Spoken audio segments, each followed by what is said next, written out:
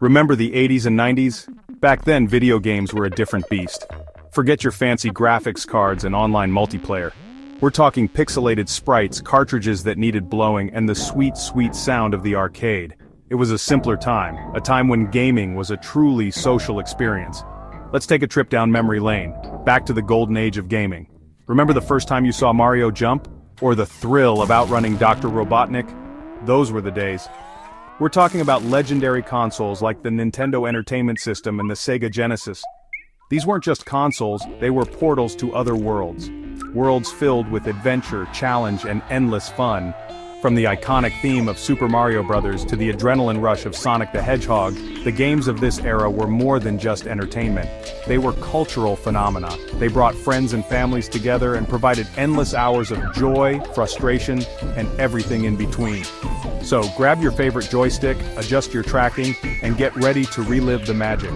We're about to dive headfirst into the pixelated past.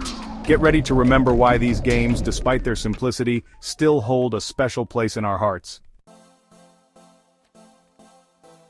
The year is 1985. The Nintendo Entertainment System, or NES as we fondly call it, explodes onto the scene. It's a rectangular gray box of wonder. This was no passing fad. This was the start of something huge. The NES wasn't just a console, it was a ritual. First, you carefully slide the cartridge in. The gold contacts have to be just right. Then, that satisfying click. You blow on the cartridge, hoping to banish any dust. Finally, you hit the power button. The Nintendo logo fills the screen. You're in. We spent countless hours with games like Super Mario Bros., Duck Hunt, and Metroid. Each game was a new adventure. Each pixel held a story. These were games that demanded skill, patience, and maybe just a little luck. But it wasn't always smooth sailing. Remember the blinking red light? The dreaded NES blink? That meant your game wasn't loading. Time to take the cartridge out, blow on it again, and hope for the best. Fast forward to 1991, the Super Nintendo Entertainment System, or SNES, arrives. And boy did it blow us away. The 16-bit graphics were a revelation. Colors were more vibrant. The sprites were more detailed. Super Mario World, with its colorful graphics and catchy tunes, became an instant classic. We swung through the air with Yoshi. We explored the vast, secret-filled levels. The SNES wasn't just a console, it was a gateway to even bigger, more immersive worlds. But some things never change. The struggle to get a clear picture on the TV was real. We fiddled with the antenna, adjusting it just so. We prayed for no interference, all for those precious pixels.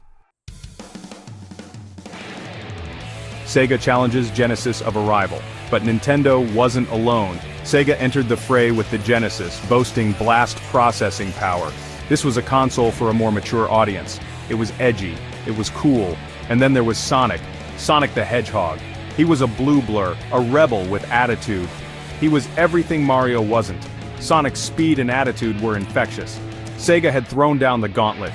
The console wars were in full swing, and we were caught in the crossfire. But it wasn't about picking sides, it was about the games.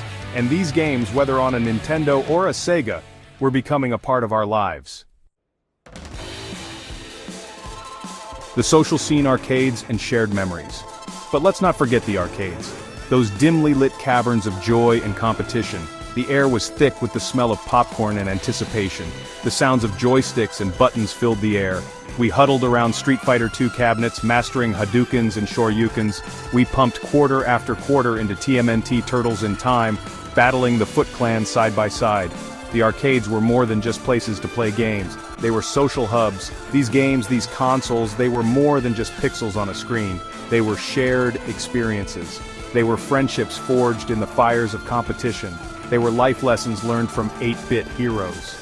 So the next time you see a classic game, take a moment, remember the joy, remember the frustration, remember the memories, and most importantly, remember the magic.